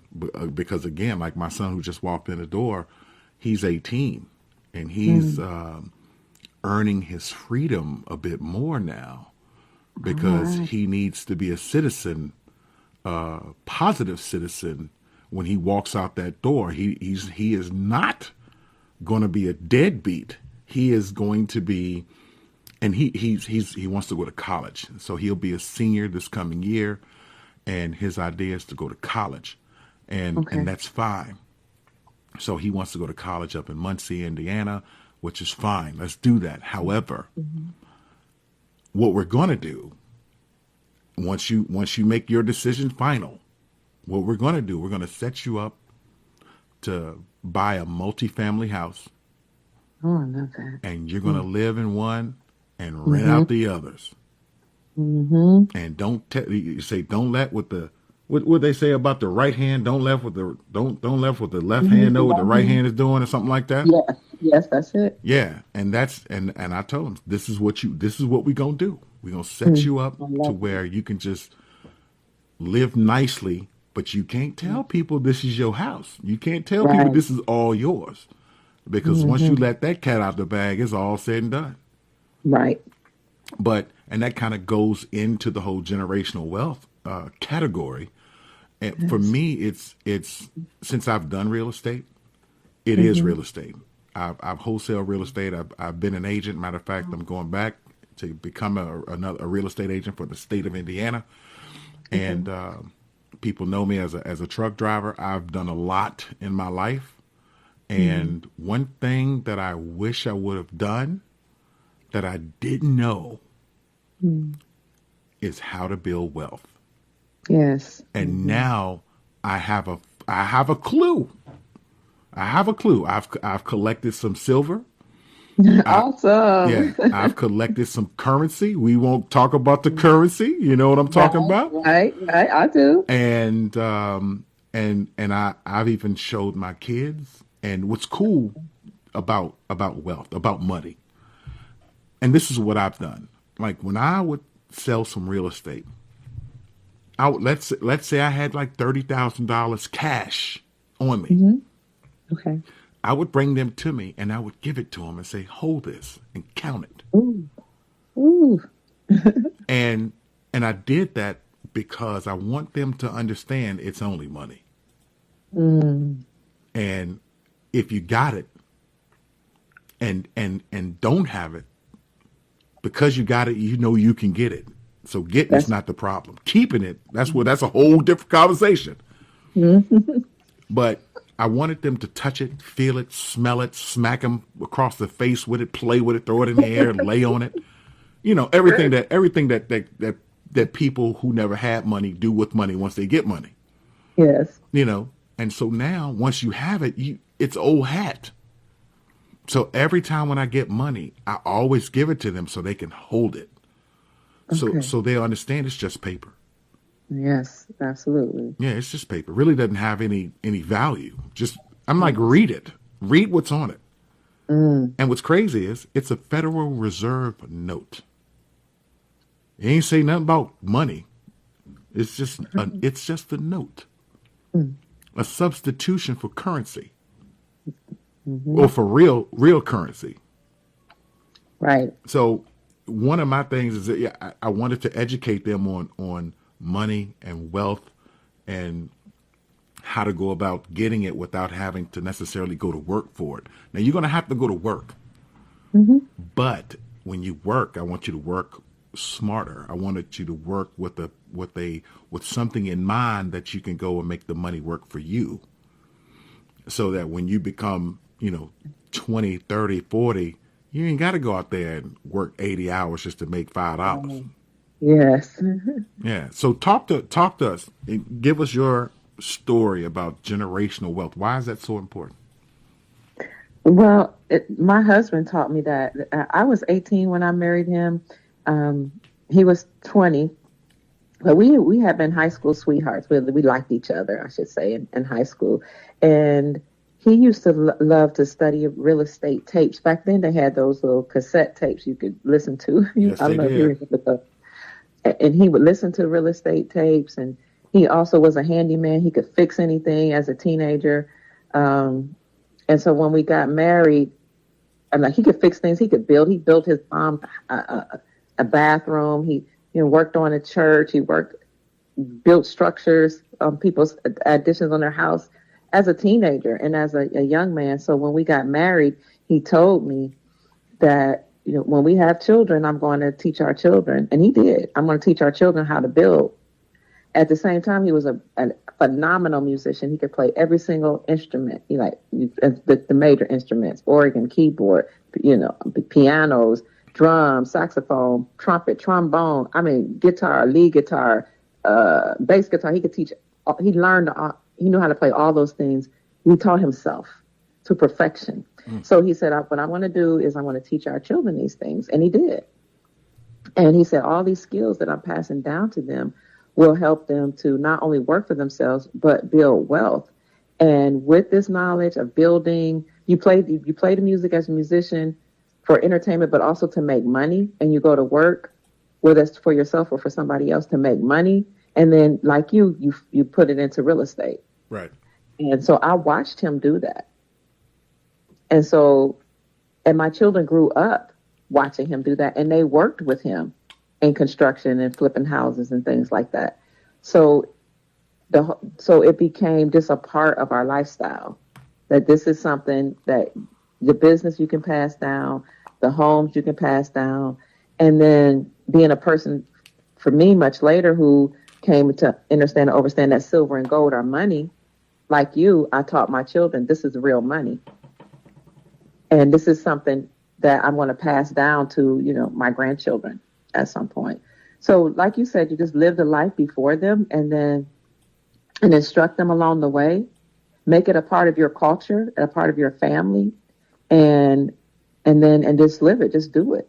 And so that's what I do. And even with the currencies and the precious metals, I take my grandchildren to acquire them if we're going to a local place, and I let them hold it in their hand, and I give them silver jewelry, just things like that. They love it, but they don't look at it like, oh my God, I'm rich, or nothing like that, because Right. they just look at it like this is a part of our life. It's a part of our tradition. Yeah. Wow. So make it a part of the tradition. Yes. And that's see, this is stuff I really would have wish I paid attention to back when I first got married. We would definitely be in a different place right now. Mm-hmm. You know, but that's okay. Right. To everything has a start. Mm-hmm. And I started, and this is going to change my family tree. Absolutely. And that's what I'm all about. I mean, of all the things that could happen, matter of fact, one day I'll get time, I'll tell you the whole story. But of all the Okay. things that could happen in my life, my mother changed the family tree by making a decision to not stay in the projects. Mm-hmm. And her life was hard, but because she made that choice, it gave us, the children, options that we could see and attain. Yes. And that's Yes. exactly what we did. And for me, I'm carrying that torch to my children. The only downside that I see is that I cannot plug. If I headbutt my kids enough, I can't seem to put my memory and experiences into their heads. Right. So that's the only problem that I have. I kind of wish that I could put that into them, so that they will have an appreciation for the struggle, Yeah. Mm-hmm. generational struggle. I'll say it like that. Mm-hmm. But with life, they themselves will have their own ups and downs, but at least they'll have support. Yes, absolutely. And I told my kid the other day, I'm like, you don't have to do anything alone. You're not by yourself. Mm-hmm. I wish my dad would have told me that. But my dad told me to do some other things that were just, he told me to do some other stuff I won't repeat, Right. But Mm-hmm. but building generational wealth, what do you think the best way to go about it? I mean, just in your opinion, if you have a young person who's listening Yes. and they were curious, oh, what about this generational wealth? What can we do, or what would you tell them? Well, I know that silver and gold are not only money, but silver and gold are wealth, because that silver and gold maintain its value. It holds its value, and it increases in value over time, because those are natural resources. So, and I'm what's the word I'm trying to say? I'm biased in that I love precious metals. So what I would say is consider what wealth is and what it means to you. Mm-hmm. So on one hand, wealth, for a lot of people, your health is your wealth, because without having health, you won't be able to enjoy whatever you built up. That's right. Secondly, I would say consider what wealth means to you and how you can create it or acquire it, and then do that. So for generational wealth for me is the money, the fiat dollars that I have, putting that into something that's meaningful, whether that's land, silver, gold, or cattle. That's what the Bible defines as wealth. Land, you could look at the scriptures. I did a video on that. Yeah. Land, cattle, whenever he talks about somebody had wealth, it's usually land, cattle, silver, and gold. Right. You can add, diamonds and all that to it.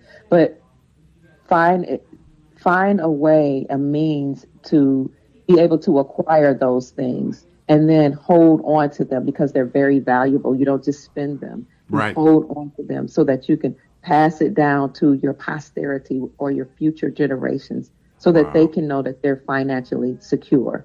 But once you acquire them, make sure you put things in trust, because trust is a part of estate planning.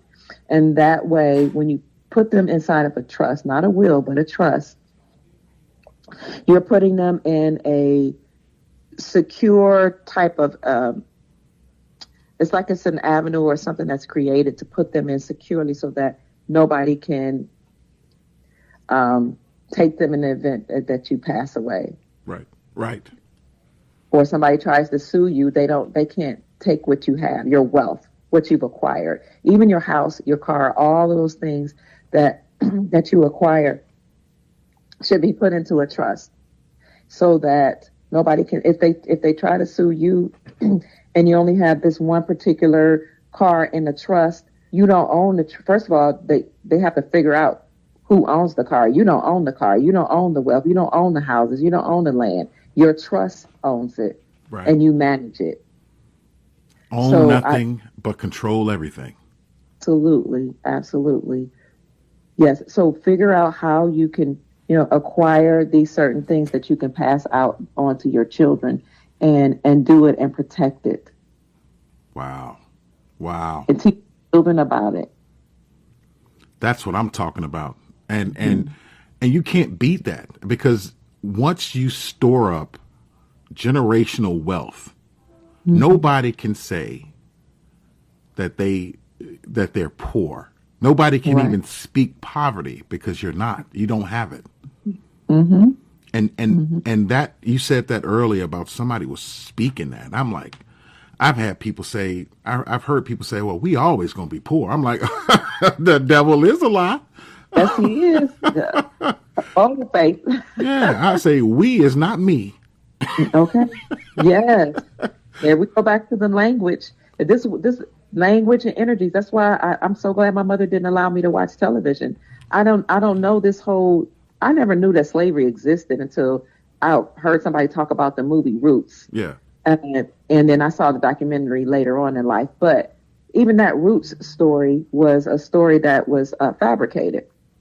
The gentleman, he was sued by Harold Corlander, the creator of Roots. Yeah. And he said he sued him for plagiarism because he stole his story from the book that this Caucasian dude, Harold Corlander, wrote called The African. So Alex Haley allegedly stole the story and the characters and created the Roots story. So it did lead me on a path, though, to look at my history and to figure out my ancestry. And I realized, and I thank God, my family we weren't slaves. And this is the thing about listening to and believing somebody else's narrative. It's not always your story. And even if it is your story, it doesn't have to be your future. That's right. So they play these slavery movies over and over and over, and songs, low vibrational songs, to keep you with a lack mentality, scarcity mentality, and a poverty mentality, which then manifests into a reality of poverty. That's right. That's exactly right. And getting into, like you said, low frequency movies, low frequency music, and that stuff is contagious. It is. And I've seen it. That stuff is contagious. I'm not going to tell you what happened, but I understand when you hear something enough and you have a little bit of talent, you then recreate the crap that you just heard. Absolutely. And then claim it as yours, but you don't even know that you're under a contagion. Oh.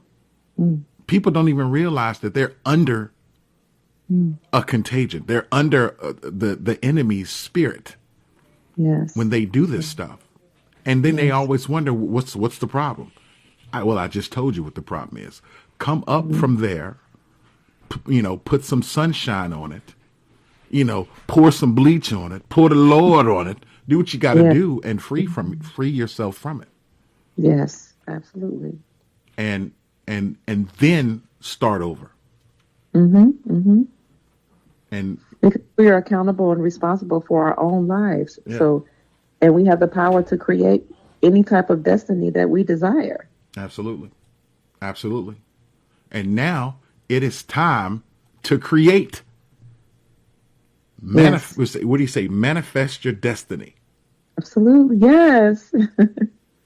It's that time. It's time over for being pacified. I just learned that they are stuck out, not to be in politics, but I do usually do some studying of politics. But I just heard that the Supreme Court did away with affirmative action. And, I know some people feel yes, some people feel no, that was a bad thing.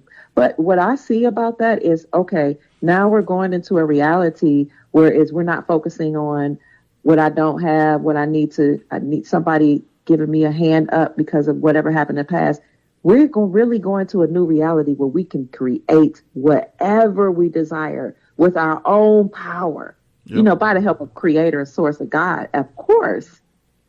But Kia Pruitt, personally, I don't want your handout. I'm going to create my own reality. Mm. I don't want your leg up, a leg, nothing. I don't want your extra help, nothing. And this is, as a community, what we need to do is start creating our own schools, our own businesses, our own banks, go back to how we used to be. And you don't need anybody to give you anything. Yeah. Because if they give it to you, then they can control you. Yeah, it always comes with strings. Mm-hmm. Always come with strings. Looking at the welfare, they'll say something like, "Oh yeah, we'll give you a place to live. You only pay $25 a month. Yes. You have electricity and heat. Only another $25 a month. The only stipulation is you can't have no man up in here. Mm-hmm. You can't have no husband up in here." And should you be able to if you're dependent on Zaddy because he's your man? Look, government turned out to be. They made government into husband. They really did. Yeah. We got tricked, brother. Yeah. We got tricked. When the government can give you a handout and give you a Section 8 and give you food stamps and stuff, so you can be here, but you can't have your husband. That's the stipulation. Then for some, not all, but some women, it's like, well, I don't have to really work on this marriage. Aha. I got a way out. Yeah. Yeah. I remember having a disagreement in my young years because, I was a virgin when I got married. I didn't know much about life. And I had a disagreement with my husband. And back in those days, you weren't allowed to. See, I didn't even speak out against my husband. My kids can't believe it. They're like, wow, Mom, like you people wouldn't think you really, this is real. Because I didn't speak back to my husband or anything, right? So yeah. I had a disagreement.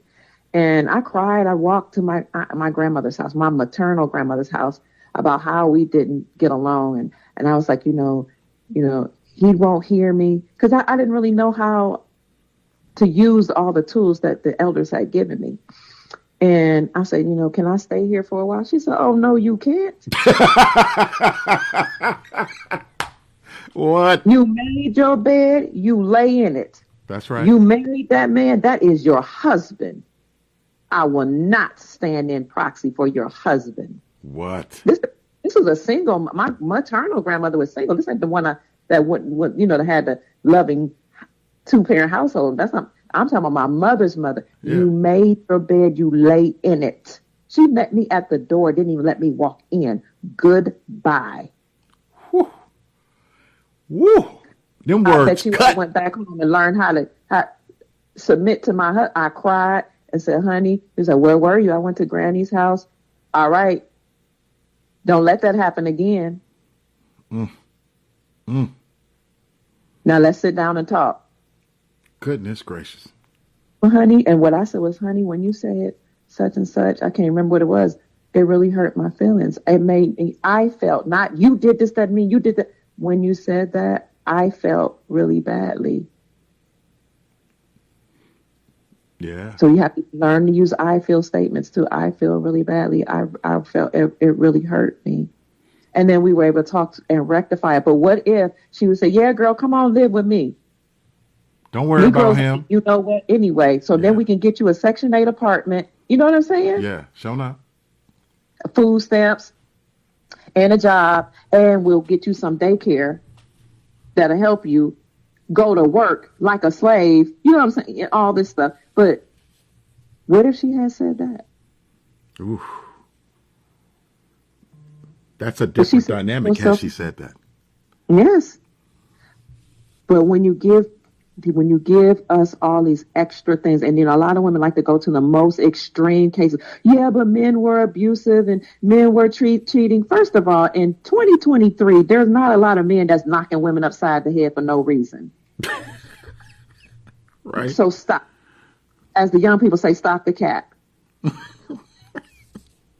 I remember one time saying, Mom, Dougie, that's her son, and I could talk. I love Doug. I've been with him since I was a child. So, Mom, Dougie, he raised his voice, or he cracked a joke because we were kids. He cracked a joke, and then he raised his voice and told me that that's enough. And she said, and then what did you say? I was like, huh, ma'am? What did you say before it had even escalated to a certain point? And see, you ask a woman, what did you say? What did you do? We get very, very offended. Yeah. But for every action, there's an equal and with an equal reaction. So what I'm trying to say is, men aren't going around just smacking and yanking up women. The way men deal with conflict is we're gonna go to blows.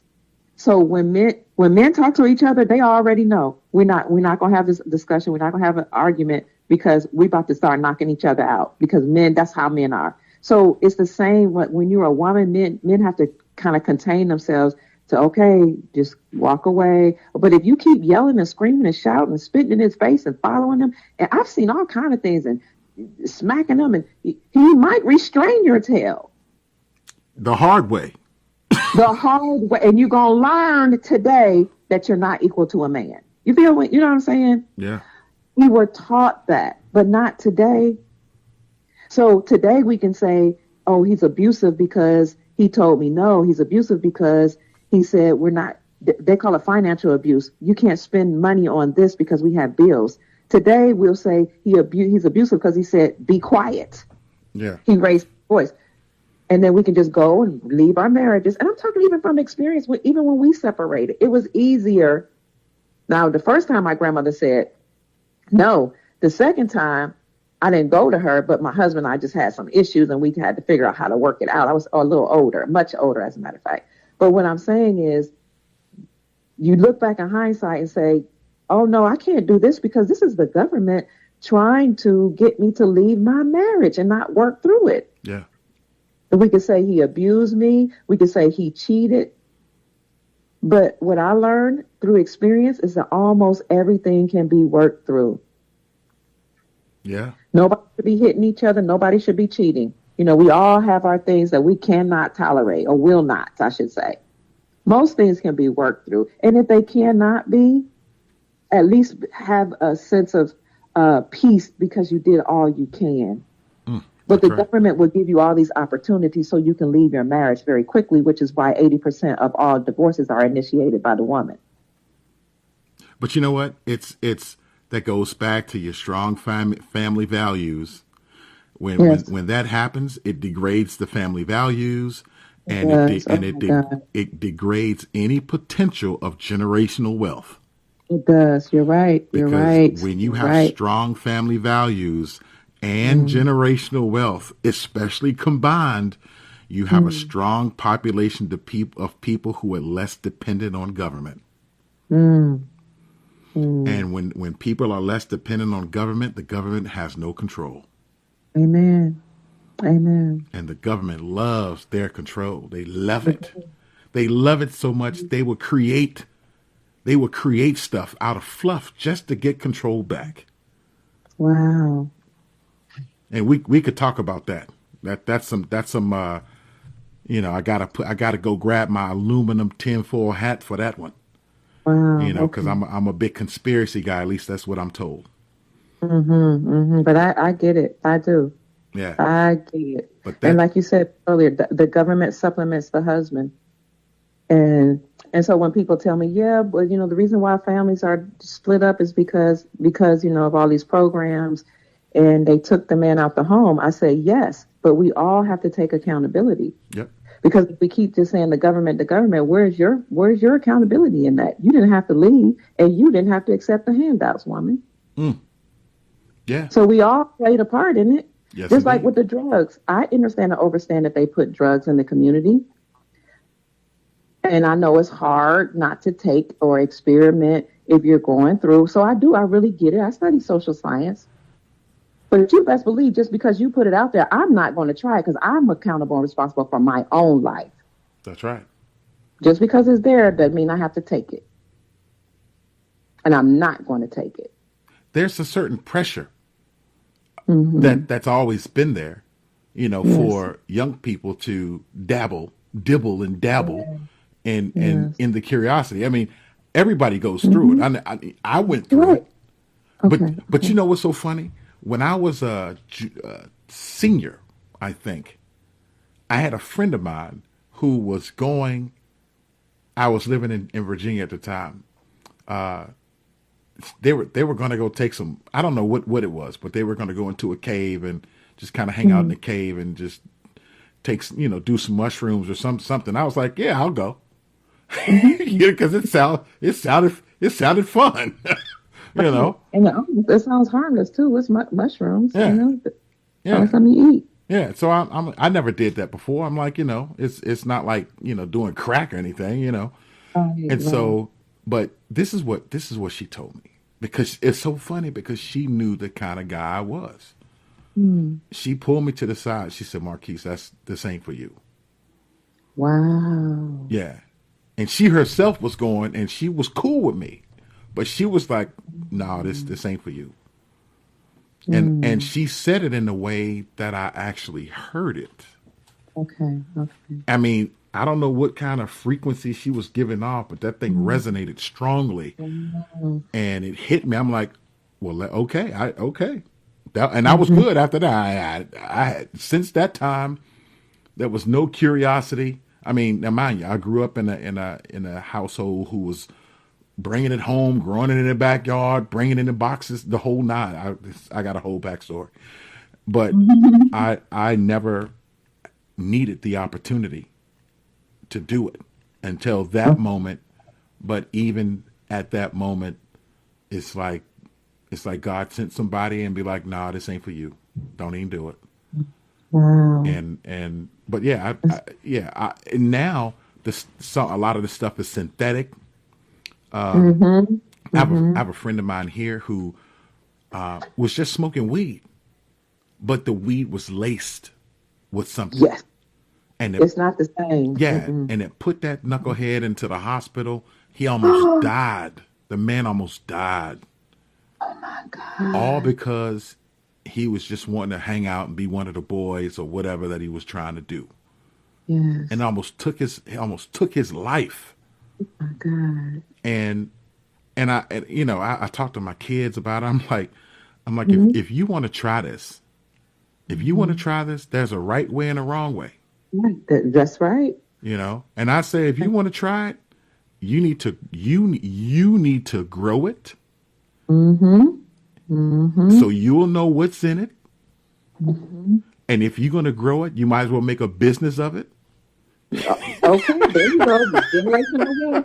But we can't have that here in Indiana. You might have to go to Illinois, because I think it's legal next door. So, right. But right. no, but we are not doing that. That's not the kind of people we are. I've seen these drugs destroy people, and we are not about that life. We're not trying to do that. Right. But if you do it right. Do it right. Yeah, if you do it right. That's why I have an entrepreneur mindset. If you're going to do it, if you're going to smoke weed, grow the weed and grow the best weed and sell the weed legally. That's right. I mean, the government's doing it. They wanted to capitalize on what, some of the things that people were doing to make ends meet. Yeah. They didn't want the everyday person to be able to make money from it. Remember when they used to tell us marijuana was so bad and it's a gateway drug? And I'm not a proponent of marijuana at all, but I remember when they had all these negative things to say about it. Then all of a sudden the government wanted to capitalize on it. And all of a sudden, it serves medicinal purposes. Yeah, what happened? Right. Oh, so you didn't want Leroy down the street to make money. That's what it is. That's what it is. That's all it is. That's all it is. Let us get our hand in it, then it's all good. Don't worry about it. Right. Unbelievable. But that's how it Then was. people in prison over it. Yeah. I remember. You remember the egg in the frying pan commercial? Talking about this is your brain. This is your brain on drugs. Yes, yeah, discovering all drugs. Yes, Yeah. I remember that. Mm-hmm. That was. Let me tell you, that was a great commercial. It was great.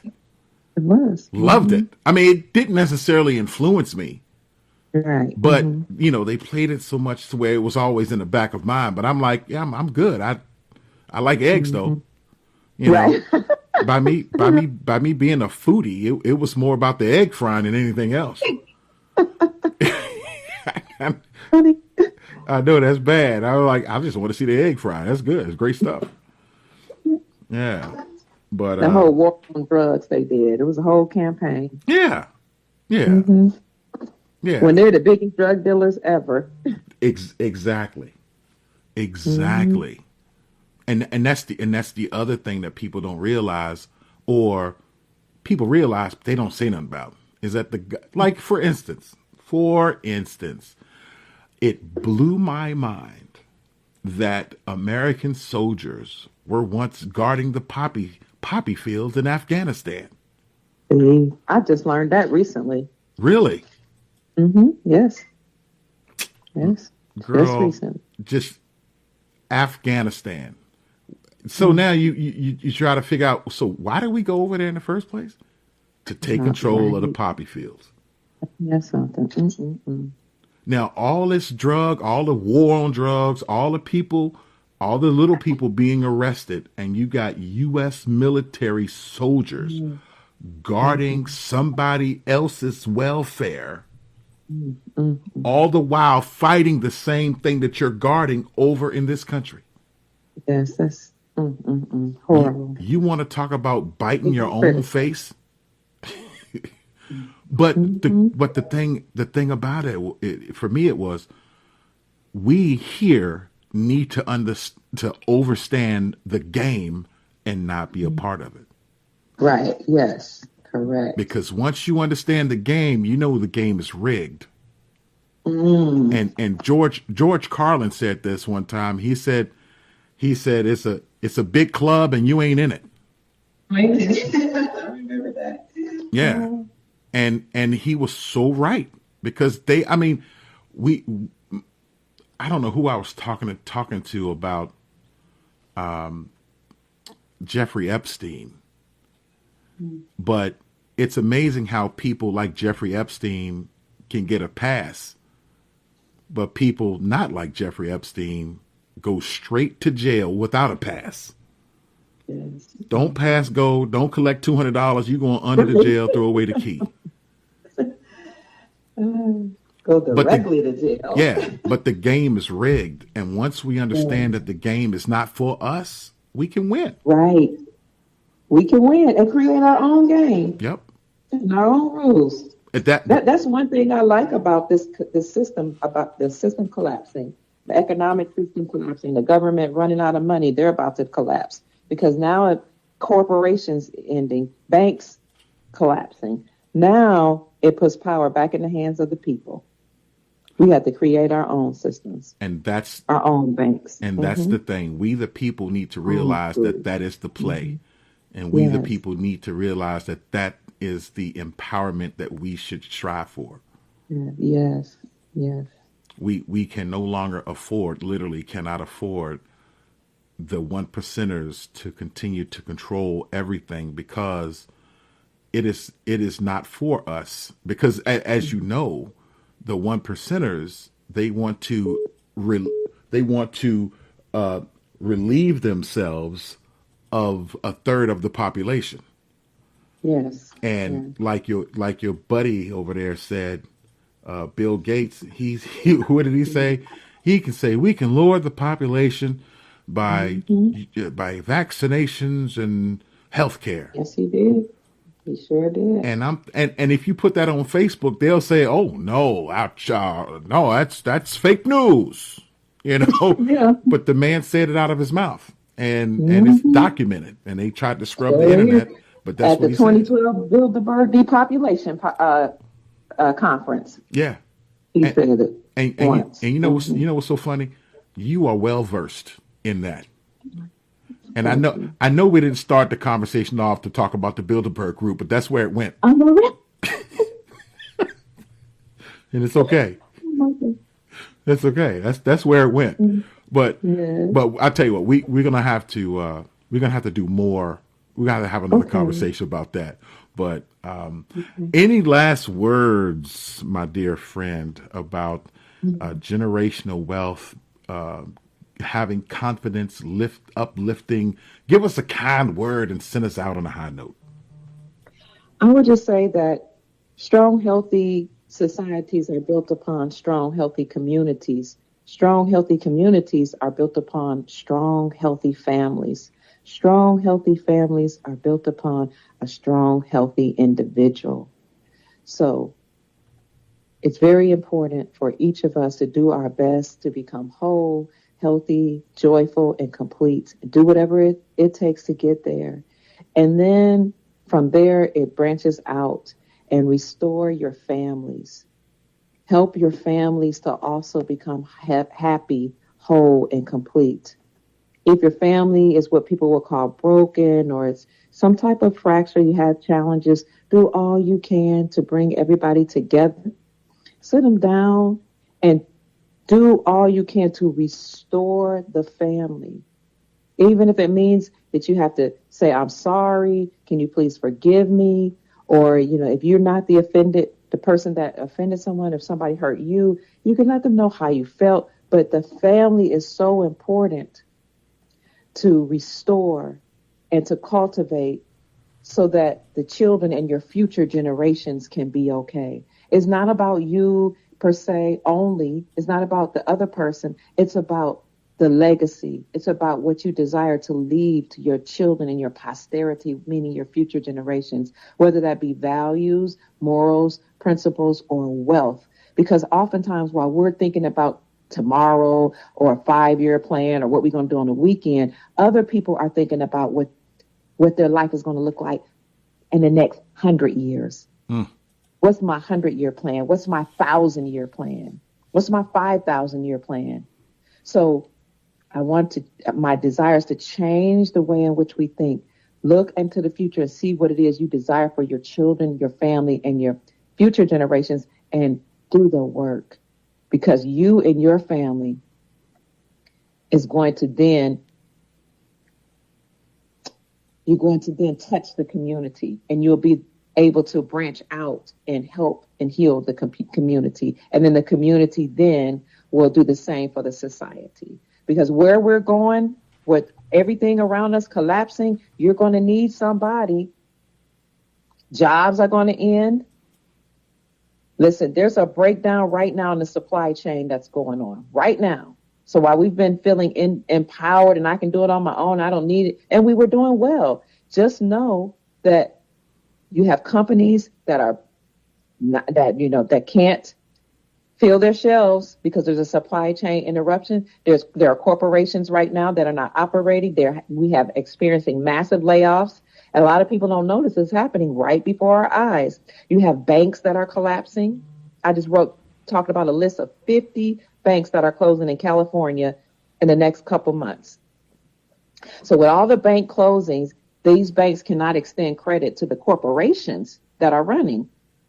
So all I'm trying to say is if you have corporations closing, banks failing, no credit, supply chain interruption, we're going to have to learn to depend on each other as a family and on the community. So get yourself in order and established and healthy, and get your family in order and healthy. And then from there, you need to identify who in your community can do what job, who can sew, who can grow food, who can do hair, who can educate the children, who can do whatever, anything you need, fix the shoes, repair shoes, because the government will, as we know it, will cease to exist in the era into which we're going. The government has already said, we've reached the debt ceiling. There's nowhere to go. And we've run out of money. We can't pay our debts. So when the government can't pay their debts, welfare is about to end. Food stamps is about to end. Even Social Security. So get your house in order and restore your family for the sake of yourself, for the sake of family, for the sake of your future generations, for the sake of legacy. Because everybody is depending on you and what decision you make today.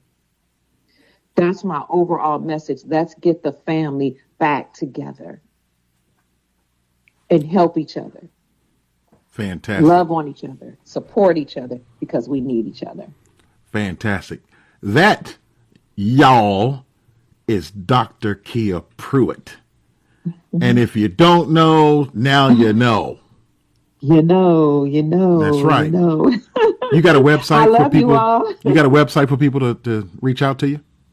I don't have my personal website up right now, but they can find me on Facebook at Dr. Kia Pruitt. They can find me on Twitter. You can type in Dr. Kia Pruitt, or you can type in Sister Counselor on Twitter. I am also on Truth Social and Telegram as Dr. Kia Pruitt. And I have a Rumble channel. So if you go to rumble.com, you'll be able to see my videos on politics, geopolitics, economics, family values, and a plethora of other things. So go to rumble.com, type in Dr. Kia Pruitt. You can find me there. And if you're interested in silver or gold, you can contact us. Send an email to info at Miles Franklin, that's MILESFRANKLIN.com. And, ask for some silver and gold. Let them know that Dr. Kia Pruitt referred you, and you will get the best prices in the industry, guaranteed. All right. That's Dr. Kia Pruitt, who was discussing family values and generational wealth, along with a few other items. Definitely go back and listen, as we had a pretty nice conversation. Again, Dr. Kia, thank you for being on the show. You take care. You stay blessed, and we hope to have you again on Fireback Radio sooner than later. And this is Brother Marquise, and we are out of here. Firebackradio.com.